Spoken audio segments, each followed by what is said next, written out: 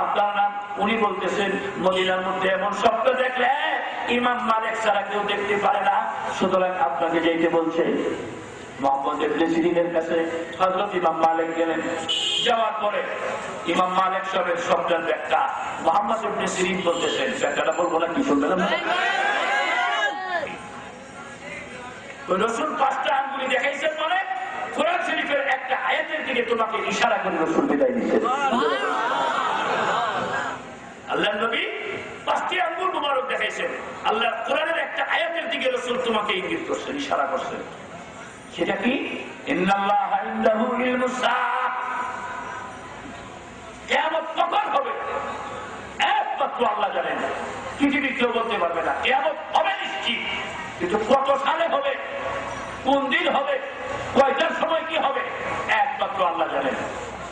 ইন্নাল্লাহা ইনদাহু ইলমুস সাআহ ওয়া ইউনাজ্জিলুল গায়স, জমিনে বৃষ্টি কখন পড়বে এটা কোনো মানুষ বলতে পারে না, আল্লাহ জানেন। ওয়া ইয়ালামু মা ফিল আরহাম, মার পেটে কি বাচ্চা আছে ওই খবর আল্লাহ রাখেন, পৃথিবীর কেউ বলতে পারে না। আমি টঙ্গীতে তাফসীরের মধ্যে বললাম, ওয়াজের পরে পরে রুমে 3 তলায় বসে চা খেয়ে গেছি। কলেজের এক ছাত্র, ভার্সিটিতে পড়ে এক ছাত্র, ভার্সিটির এক ছাত্র কই, হুজুর আজকে তাফসীরে বললেন মার পেটে কি বাচ্চা আছে এটা মানুষে বলতে পারে না। আল্লাহ শুরু করে তো করে দেয় পেটের মধ্যে মেয়ে বাচ্চা না ছেলে বাচ্চা, বলে মাশাআল্লাহ ভালোই বুঝলো, ভালোই বুঝলো। আর আসলেও তো ঠিকই, আলতা শুরু করলে বোঝা যায় না পেটের মধ্যে কি বাচ্চা, বোঝা যায় না। কিন্তু আল্লাহ কোরআনে কইতেছেন কি, মার রেহানে কি আছে, মার পেটে কি বাচ্চা, এটা একমাত্র আল্লাহ জানেন। তাহলে এখন ডাক্তাররা বলে দেয়, তাহলে কোরআনের আয়াত বিকৃতি হয়ে গেল। আরে বাচ্চার অঙ্গ প্রত্যঙ্গ হইয়া যখন বাচ্চার ভিতরে আত্মা আসে, নড়াচড়া করে, তখন না আল্ট্রাসাউন্ডের মাধ্যমে বলতে পারে এটা আশ্চর্যের কিছু না, কারণ চামড়ার পর্দা ভিতর থেকে মেশিনে বলে দেয়।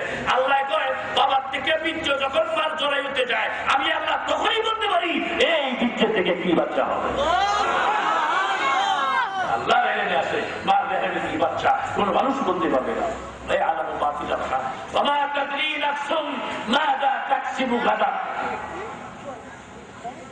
একটু পরে আপনি আমার কি হবে, আগামীকালকে আপনি আমার কি হবে বলতে পারবো না।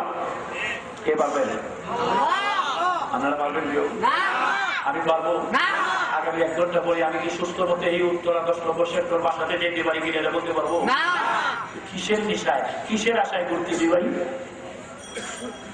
وما تدري نفس ماذا تكسب غدا وما تدري نفس بأي أرض تموت, কার মৃত্যু কোথায় কখন কি অবস্থায় হবে একমাত্র আল্লাহ জানেন। কথা ঠিক কিনা? তো ইমাম মালিক তোমাকে এই আয়াত রাসূল বুঝাই গেছেন, তুমি এত পেরেশানি হইলা কেন, মক্কা মরবা না মদিনা মরবা এটা তো জীবনেও তুমি জানতে পারবা না, সুতরাং হজে যাও, কোথায় মৃত্যুবরণ করবে এটা তো আল্লাহই ভালো জানে। মাসলা হল হয়ে গেছে। আল্লাহ পাক রব্বুল আলামিন এই দুনিয়ার জিন্দেগি কাল কিয়ামতের মাঠে আমাদের হিসাব চাইবেন। যে কথাটা একটু আগে বলে আসলাম, হিসাব কি দিব আল্লাহর দরবারে, নিজে আগে হিসাব চাইছেন, পরে আল্লাহর কাছে আগে হিসাব টান দিই। আমার ইমানের দৌড় কতটুকু, আমাদের আকাবের দিন, আমাদের বুজুর্গের দিন, ওনারা সবসময় চেষ্টা কেমনে একটা বেঈমান ইমান বলা হবে, কেমনে একজন বেনামাজি নামাজ ধরবে, কেমনে একজন সুদখোর ঘুষখোর সুদ ঘুষ এই হারাম ছেড়ে হারাম পথে আসবে, ভিতরে হারাম যেন ভর্তি করতে না হয়। তার কারণ চুষে কেমন তাকে দাঁড়ি আজহাদাম মর্দে ইমান দাদাবাসি ওয়াসসালাম, যার ভিতর হারাম থেকে পবিত্র না, আসমানের দিকে তার কোনো রাস্তা নেই, অর্থাৎ আল্লাহর দরবারে দোয়া কবুল হবে না। আর কে বাতে আজহাদাবাস পাকে দি রুহে ওরা রাহসু আফলাকে দি, হারাম থেকে যদি তোমার ভিতরকে পবিত্র করতে না পারো, আসমানের দিকে কোনো রাস্তা নাই। তুমি ভালো মধ্যে মুসলমান, আল্লাহর পছন্দনীয় বান্দাদের দলে দলবদ্ধ হতে পারবা না এতক্ষণ পর্যন্ত যতক্ষণ হারাম বর্জন না করবা, যতক্ষণ পর্যন্ত হারামকে বর্জন না করবা। ভিতরে আমাদের হারামের সুদে ঘুষে মানুষকে ঠকাইয়া মিথ্যা কথা বলে মানুষের মাল আত্মসাৎ করে ভিতরে হারাম ঢুকাইতে থাকবা, কোন দোয়া কবুল হবে না আল্লাহর দরবারে। আল্লাহ রাসূল বলে গেছে হারাম থেকে পবিত্র হইতে হবে। এই জন্য বলি যুবকরাই তো ওয়াজ শুনবে, যুবক যারা মাহফিলে দাঁড়ায় আছেন, বসা আছেন, বহু যুবকের সংখ্যা বেশি, নৌজওয়ানের সংখ্যা বেশি, শরীরের শক্তি সামর্থ্য আছে বেশি, এইরকম লোকের সংখ্যা আজকের মাহফিলে বেশি। কথা ঠিক না বেশি? আর এই বছর শুধু এখানে না, রাজধানী শহর ঢাকা, চট্টগ্রাম তথা সারা বাংলাদেশ যে প্রোগ্রাম করলাম, হাজার হাজার যুবক ছেলেরা ঘন্টার ঘন্টা বসে বসে মনে প্রাণে কোরআন হাদিসের বয়ান শুনতেছে এই বছর। না বললেন নাকি? আলহামদুলিল্লাহ। আমাদের দরকার যুবকদের মধ্যে একটা ইসলামিক জাগরণ আসুক। কথা ঠিক না বেশি? মুরব্বীরা আবার রাগ করে যায়, জানাতে ঠিক আছে কোরআন লই আপনি বলে থাকেন, আমরা লেগে যুবকদেরকে তৈরি করতে হবে না, তাহলে তুমি মসজিদকারী হয়ে যাবে। কথা ঠিক না বেশি? মসজিদকারী হয়ে যাবে, মাদ্রাসাকারী হয়ে যাবে। ওই পরবর্তী প্রজন্ম ওরা বিয়ে শাদী করবে, যারা অবিবাহিত সন্তানাদি হবে, হাফেজে কোরআন বানাবে, আলেমে হাক্কানি বানাবে, মুফতি আজম বানাবে, না হয় দুনিয়াতে দিন থাকবে কেমনে। কথা ঠিক না বেশি? এজন্য বেশি বেশি, কারণ যৌবন হারাইয়া এই বার্ধক্য আসলে এই শয়তান আরেকটা দুঃখে ফালাইয়া রাখছে দেশের যুব সমাজে। এই বছর দুঃখা অনেকটা কাটছে, কারণ সারা বাংলাদেশ প্রোগ্রাম করছি, দেখলাম হাজার হাজার যুবকেরা ঘন্টার ঘন্টা বসে বসে ওয়াজ শুনে। বহু প্রোগ্রাম, প্রায় আমি 70-80টা প্রোগ্রাম করছি বাংলাদেশের বিভিন্ন ডিস্ট্রিক্টে। ওইগুলি শুধু কোনো প্রতিষ্ঠানের না, যুব সমাজের উদ্যোগে। যারা আগে নাটক করতো, যাত্রা গান করতো, যাত্রার মঞ্চ বানাইয়া 1 মাস 1.5 মাস ব্যাপী ওই যাত্রার মঞ্চ বানাইয়া বিরাট প্যান্ডেল করে যাত্রা গান করতো, নাট্য মঞ্চ বানাইয়া নাটক করতো, আমুক প্রমুখ। এই সমস্ত মঞ্চগুলি তাফসীরুল কোরআনের মঞ্চে পরিণত হয়েছে। জোরে জোরে এখন আলহামদুলিল্লাহ।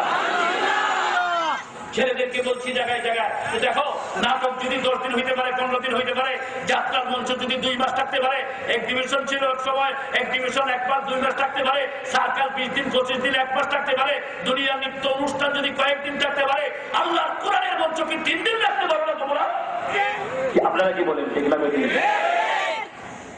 ফেরেশতাদের মঞ্চ হাদিস শরীফে আছে, যখনই কিছু মানুষ কোরআন হাদিস বলার জন্য, শোনার জন্য, জিকির করার জন্য, আল্লাহর তাসবিহ করার জন্য যখন কিছু লোক বসে, ওদের চতুর্দিকে ইল্লা হাফাতহুমুল মালায়েকা, আল্লাহ রাসূল বলেন সব মানুষগুলিকে ফেরেশতা বেষ্টনী দিয়ে রাখেন। যে আপনারা দাঁড়িয়ে আছেন ভাইয়ারা, যারা আপনাদের পিছন দিয়ে ফেরেশতা আছে, ফেরেশতা বেষ্টনী দিয়ে রাখেন। ইল্লা হাফাতহুমুল মালায়েকা, আল্লাহ রাসূল বলেন ওয়া গাশিয়াতহুমুর রাহমা, এই মাহফিলে যতক্ষণ লোকগুলি থাকবে এই সব মানুষগুলিকে রহমতের ঢাকনা দিয়ে রাখবে আল্লাহ তাআলা। আমার আল্লাহ কত আদর করে বান্দা, আমি বুঝি না আমার আল্লাহ যে কত আদর করেন। একজন যদি একটা চা খাওয়ায়, সাথে 2টা বিস্কুট খাওয়ায়, এরপরে একটা পান খাওয়ায়, বা যারা পান খায় না সিগারেট 2টা সিগারেট খাওয়ায়, আবার কয় বিলটা আমি দেই, কয় না আমি দিলাম, খুব খুশি। 3-4 দিন বন্ধ করে, লোকটা তো বেশি পরিচয় নেই, খুব আপ্যায়ন করছে, একটা লাল চা খাওয়াইছে, খুব আপ্যায়ন করছে। কথার কথা ঠিক না? একজন আরেকজনকে খাওয়াইলে, হ্যাঁ কিছু হাতিয়ে দিলে খুব খুশি, খুব খুশি। তুমি বুঝলা না, তুমি কিছুই ছিল না, আর তোমাকে নিশ্চিত থেকে হাসতে দিয়েছি, ছিল না এই নাক থেকে তোমাকে আমি হা বানাইছি। অর্থাৎ তুমি ছিলে না, তার থেকে অস্তিত্বে আছি, তুমি কিছুই ছিলে না, অস্তিত্বে এলে এত সুন্দর একটা মানুষ বানাইয়া আমি আল্লাহ তোমাকে আস্তে আস্তে বড় করে জমিনে চালাইতেছি। আমি আল্লাহর প্রতি তোমার একটুকু দুঃখ লাগে না যে আমি আল্লাহকে ডাকি, আমি আল্লাহকে সবসময় স্মরণ করো। একটু তোমার অন্তরের মধ্যে এই স্পৃহা নাই যে আল্লাহ আমাকে বানাইলেন, যে আল্লাহ খাওয়াইতেছেন, ওই আল্লাহর কাছে আমি যাবো, কাকে ডাকি না, আমি কাকে ডাকি, একটুকু তোমার স্মরণে হয় না। এই জন্যই কোরআন এবং হাদিস আল্লাহ পাক রব্বুল আলামিন যুগে যুগে যুগে যুগে পয়গম্বর পাঠাইয়া আল্লাহ পুরো মানুষগুলিকে আল্লাহর সাথে জড়াইছেন। যেরকম সুবহানাল্লাহ। তাই আমাদের ঈমান দরকার। ঈমান কেউ সামান্য, কারো একটু বেশি। আল্লাহ রাসূল সাহাবীদেরকে বলতেন জাদ্দিদু ঈমানাকুম, আমার সাহাবীরা তোমাদের ঈমানকে নতুন করো। ফাকাইফা নুজাদ্দিদু ঈমানানা ইয়া রাসূলুল্লাহ, কেমনে আমাদের ঈমানকে নতুন করব গো আল্লাহর হাবিব? আল্লাহ রাসূল বলেন আকসিরু বিযিকরি লা ইলাহা ইল্লাল্লাহ, লা ইলাহা ইল্লাল্লাহ, লা ইলাহা ইল্লাল্লাহ, লা ইলাহা ইল্লাল্লাহ, লা ইলাহা ইল্লাল্লাহ মুহাম্মাদুর রাসূলুল্লাহ।